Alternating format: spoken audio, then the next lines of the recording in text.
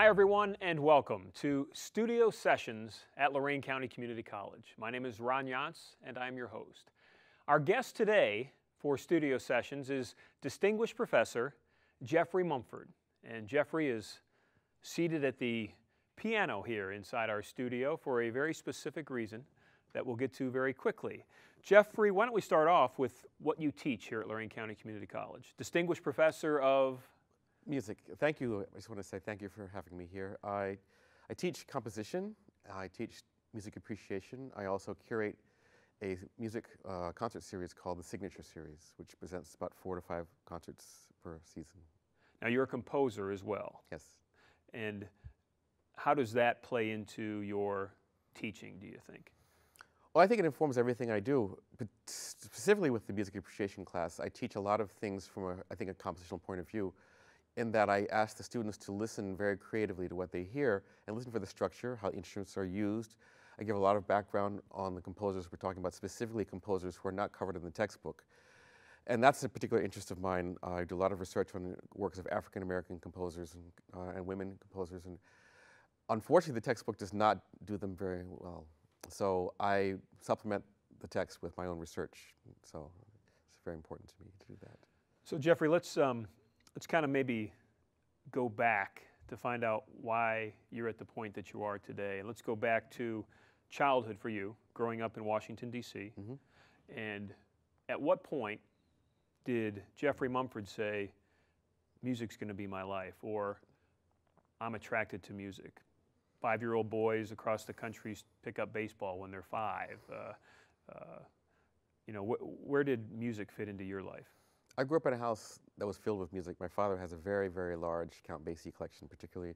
So jazz figured in very prominently early on, and it was in the house. We took long drives in the car with us into the jazz stations. Particularly, there's a wonderful station, WMAL, which is now an all-talk station, but it was then a station that, among other things, brought bossa nova to this country. The host named Felix Grant, who around 7:30 in the evening would play what was called the album sound, and you play extended play, and that was very rare because you had 3-minute sound bites generally on the radio, particularly AM radio.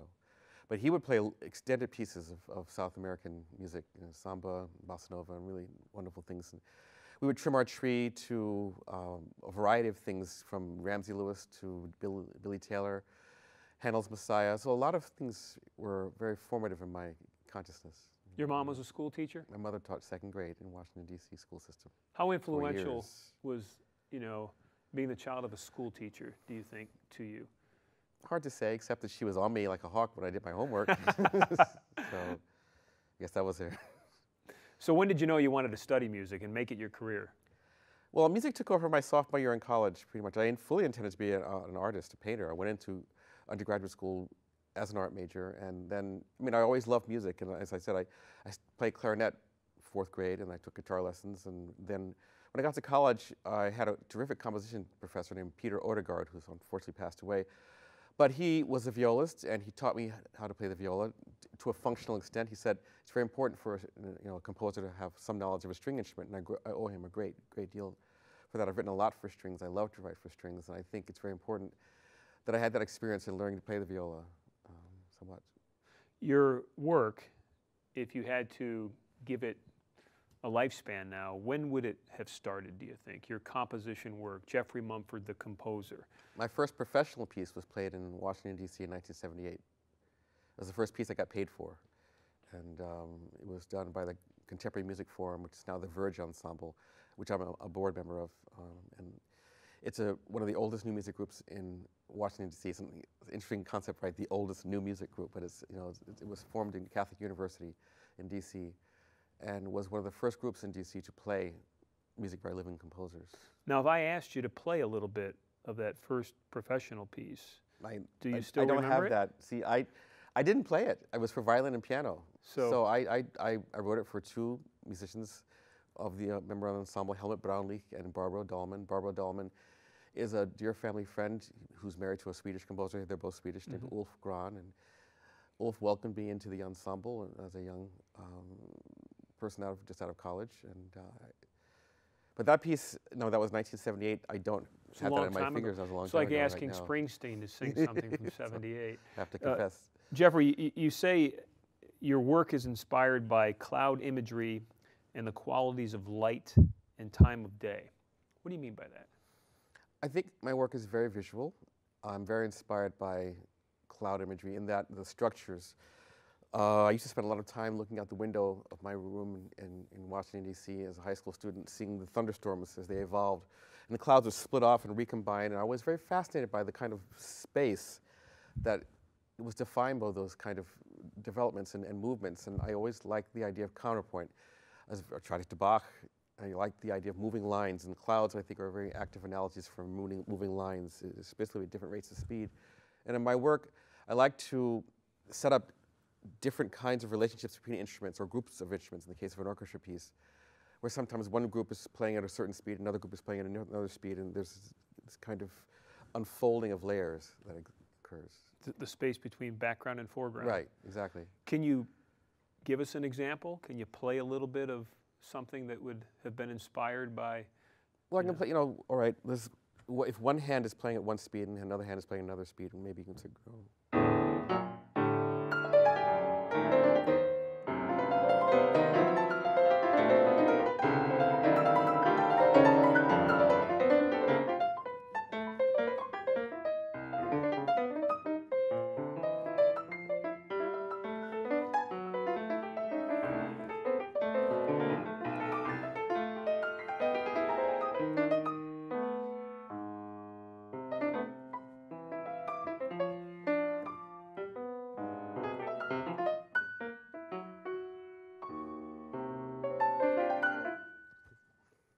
Is there a Jeffrey Mumford signature?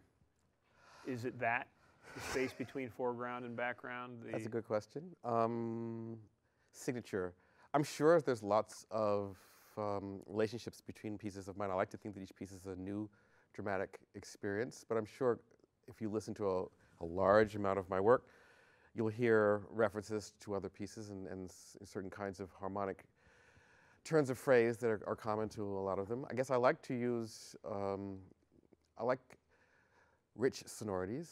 I like long lines. I like certain chord structures that deal with major seconds.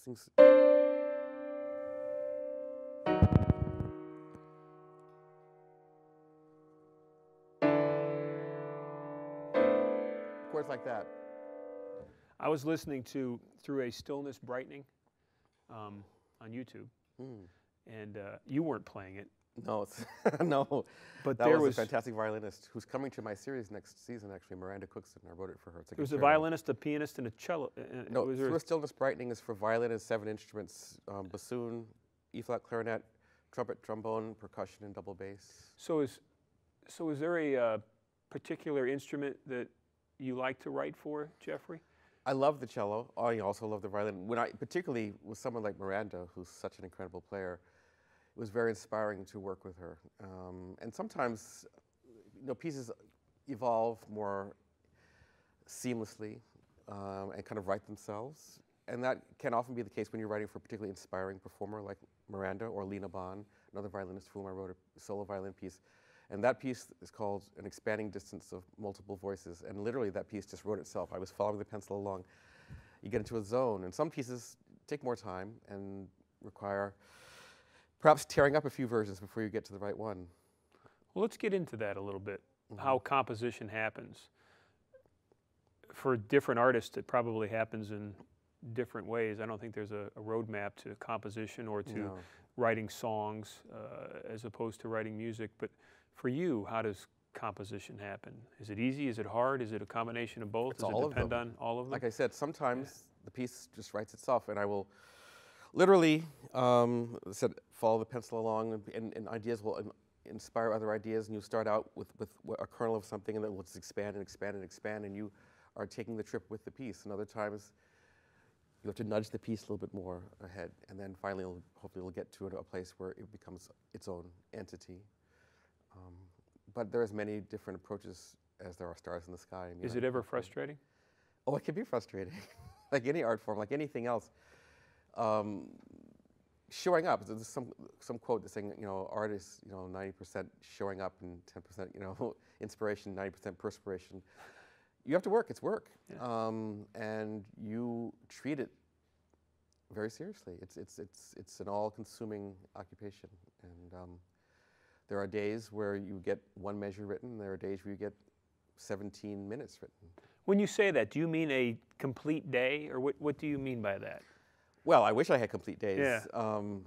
but I write every day, and sometimes it's 2 or 3 hours, and sometimes it's 50 minutes here and there because I'm doing 1,000 other things, and making dinner and raising a family and other stuff, and comes life. But sometimes those 15 minutes can yield tons of things, and the other days the 3 hours yields one measure. I mean, it's just every time it's very different. I'm wondering, do those 15 minutes happen anywhere, or do you have a specific space that you go to in your home where you compose, or could you be at the countertop with your wife cleaning the dishes after dinner, and something pops in your head and you grab the napkins that's there on the countertop and just jot down? That particularly hasn't happened yet, although I do have ideas that come all the time. I have an office. So where's upstairs. the strangest place that you've ever composed in? The strangest place? Yeah. Oh my God. Where I've actually written things down? That's a good question. Oftentimes I just save stuff until I get to a place where I can write it down intelligently, because I don't writing things down on napkins. I know Stravinsky did that, and he had a staff liner that could roll out 5 lines of staff and write things out. And there's a terrific documentary on Stravinsky I recently saw that I remembered he did that, and showed him doing that, writing things out. I haven't done that yet. I think I wrote some snippets down on a piece of scrap paper once when I was at a restaurant or something like that. But Do you have a keyboard at home? Yes. Not a piano, though. You don't have a grand piano? I don't have a regular piano. I have what's called an electric keyboard, a synthesizer. It's a Kurzweil. It's a machine I got in 1995, just when my daughter was born, actually, that summer.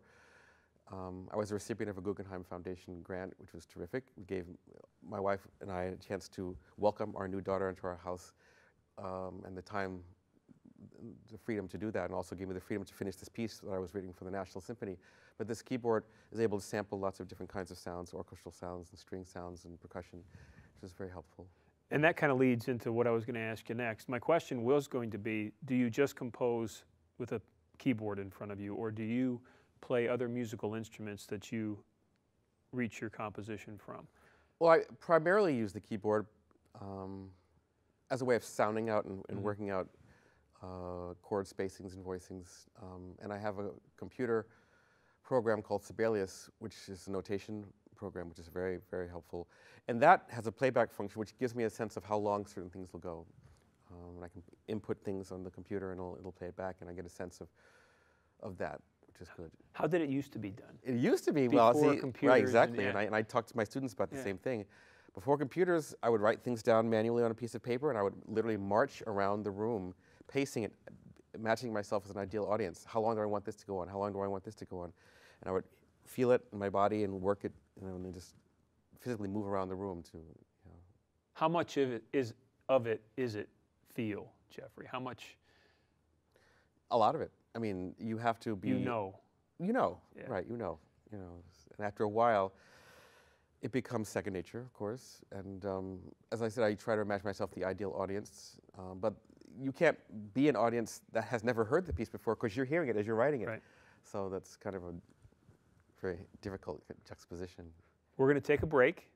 If you could play anything that you would like as we go into commercial break, and when we come back with Jeffrey Mumford, we'll talk about the rich and wonderful history of where his music that he composed has been played, including some very notable places.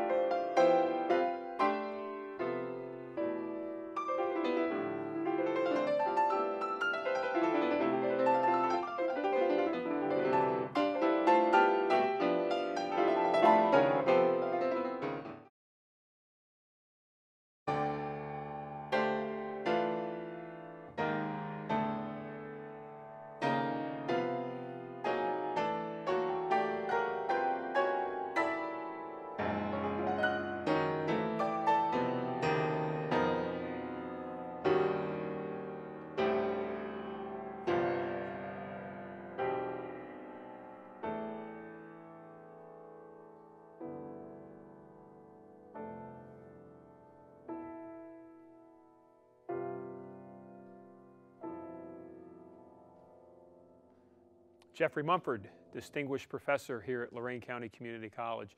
Jeffrey, it wasn't long ago your music was played inside our studio theater here at Stocker Center. And for folks in Lorain County and northeastern Ohio, Stocker Center is a destination point. They've seen many performances over the years from many different artists. But for you, when you think of the music that you have composed over your lifetime, in 1978, I believe, is your first professional piece, where are some of the neat places that you kind of hang your hat on or get that smile that you have on your face right now when you think of, wow, my music was played there? Well, one of them a few years ago was the Musikverein in Vienna. That was a terrific experience. My family and I were able to come out, wrote a piano trio for a group, the Haydn Trio Eisenstadt. The settings of the work of Ingeborg Bachmann, a poet, and we were asked to respond to her poetry. 5 of us, 2 Americans and 3 Viennese composers. And that was a terrific experience. The Musikverein is one of the most gorgeous performance venues in the world. And Vienna is a city that's made of music. I mean, literally, there are streets where there are plaques in the streets named for composers. We don't do that in this country. I mean, they take that very seriously. Other places, I was in residence at a music festival in Italy, the Alba Music Festival, and I had an orchestra piece played there by a Romanian orchestra. It was a gorgeous city. Other places, the Kennedy Center in Washington, D.C. So when you're sitting in the audience at the Kennedy Center or in Vienna or in Italy and your music is being played, what's going through your mind, your body? How do you feel? I feel great. I feel terrifically honored to be at a place like that, certainly the Musikverein. And when the performers are on the level of the trio or the National Symphony, you know you're in good hands, and you can just sit back and really hear your music and know it's going to be done well and interpret it with love. And that's so important. Because when a player plays something, even if it's very thorny and difficult in a very complex harmonic language, but it's played with conviction and commitment, it communicates. When I was in college, I had a literature class, short stories, poetry. And the professor would always say, I could read this poem, and we have 20 kids in this class. I may get 18 different interpretations of it. Is music the same way?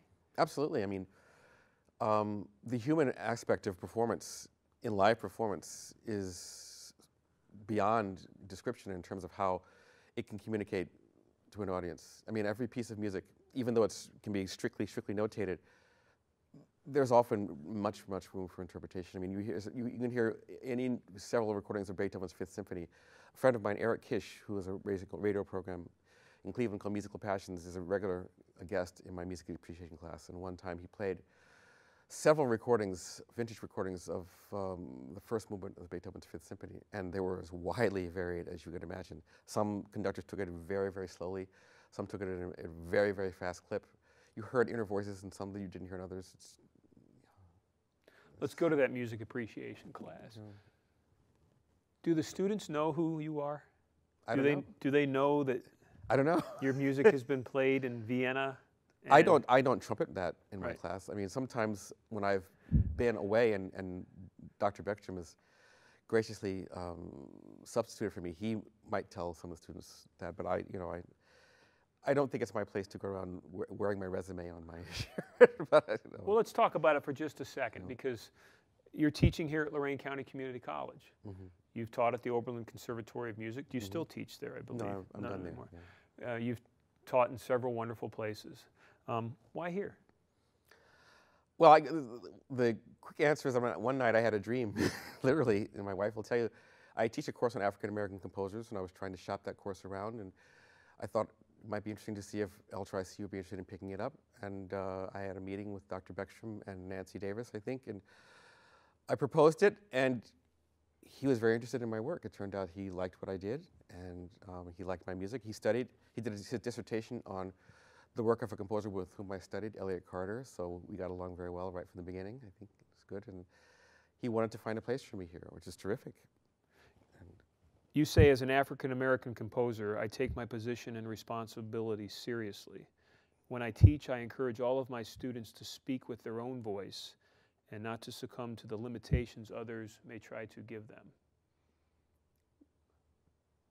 When did you come up with that position, or has that been in you your entire life, or did you recognize there was an empty space there where this needed to be addressed? As I grew older and I saw what was around me and seeing how the business is, and noting that there are not as many composers and performers of color who have their voices heard as need to be, I felt it very important to address that. If you look at concert seasons of chamber ensembles and symphony orchestras, you will very, very, very quickly see the absence thereof, the severe absence. And so it's important that the voice be heard.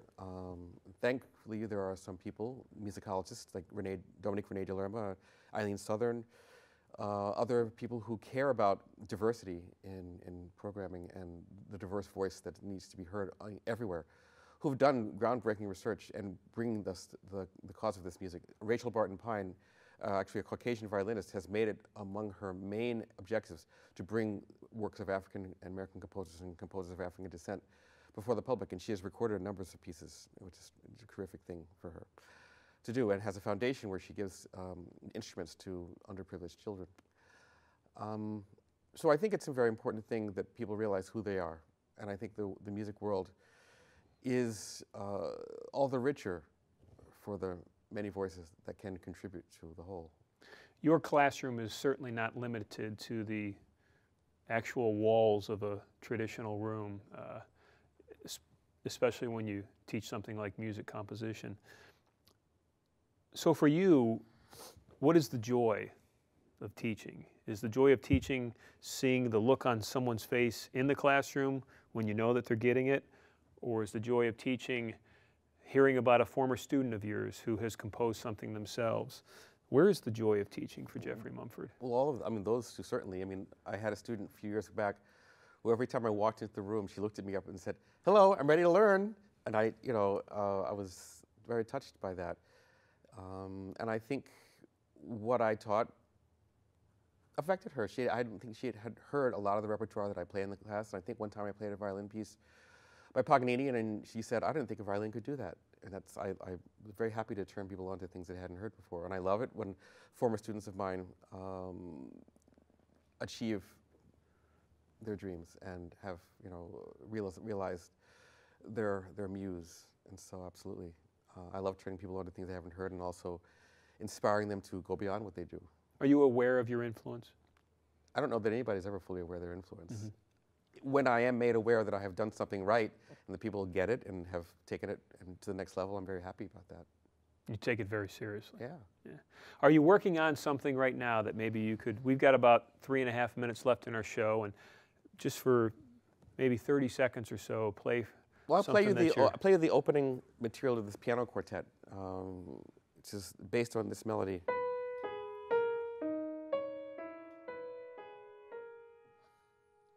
And then it undergoes expansions and variations from there.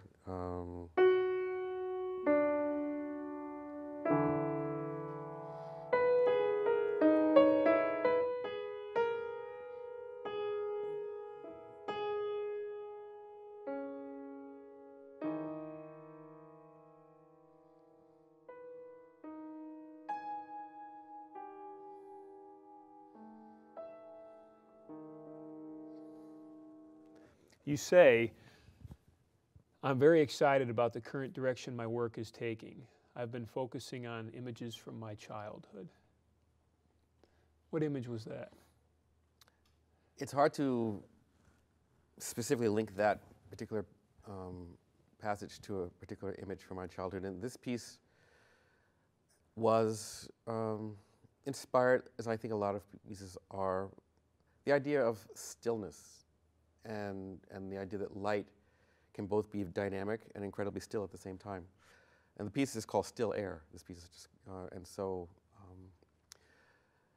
my window in my bedroom growing up was an eastern-facing window, so I would get morning light. And the light would come through the window at a certain angle, and you could see it as the seasons progressed. The angle would change across the room.